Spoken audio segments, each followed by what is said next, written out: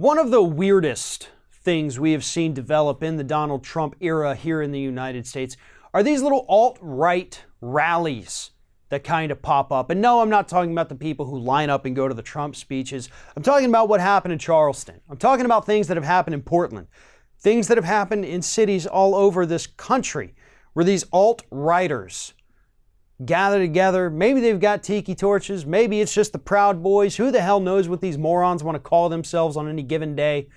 But they like to show up, create chaos, bait people into fighting them, and then play the victims like they're somehow oppressed. Well, about a year and a half ago, maybe 2 years ago, I guess, in Portland, this was actually December 2017, so a year and 2 months ago, sorry. In Portland, there was one of these little rallies. And according to a massive new report by the Willamette Week, they actually uncovered text messages via Freedom of Information Act request that showed that leaders in the police force were texting with leaders of this alt-right group that was going to go stage this rally. And they were kind of working out a deal to where the members of the alt-right group that had outstanding warrants wouldn't be arrested at the rally. The people involved in the text messages were Police Lieutenant Jeff Nia, and he was collaborating with the Patriot Prayer leader Joey Gibson. Councilwoman Joanne Hardesty recently brought this up in a council meeting, talking about this deplorable behavior by the police working with these violent alt-righters. Here's one of the text messages. Okay, well, I got to give you a preface here. Nia told Gibson that he doesn't see a need to arrest his assistant, who often brawls with Antifa protesters, even if he has a warrant, unless, of course, that assistant were to commit a new crime.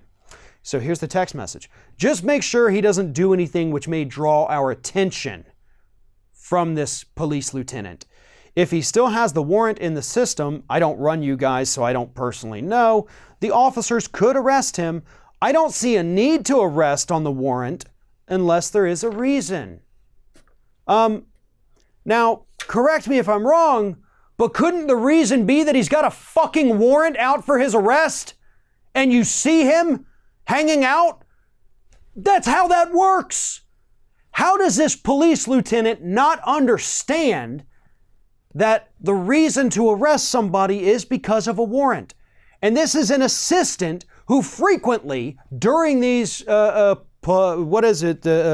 Prayer idiot gathering, who routinely tries to fight with protesters, counter-protesters. He's got a warrant out. That's your reason to arrest him. But instead, as the paper pointed out, as these text messages prove, these police officers were more interested in helping out the alt-right. You know, these fascists, these racists, these bigots. Police officers, at least in this one instance, were on their side. And even though they knew that they had criminals amongst their ranks, criminals with outstanding warrants, they made an agreement to not arrest them. The only question I have is how many other police departments around the country have made similar agreements, these deals with the devil, to not arrest these violent, disgusting, and vile right-wing protesters.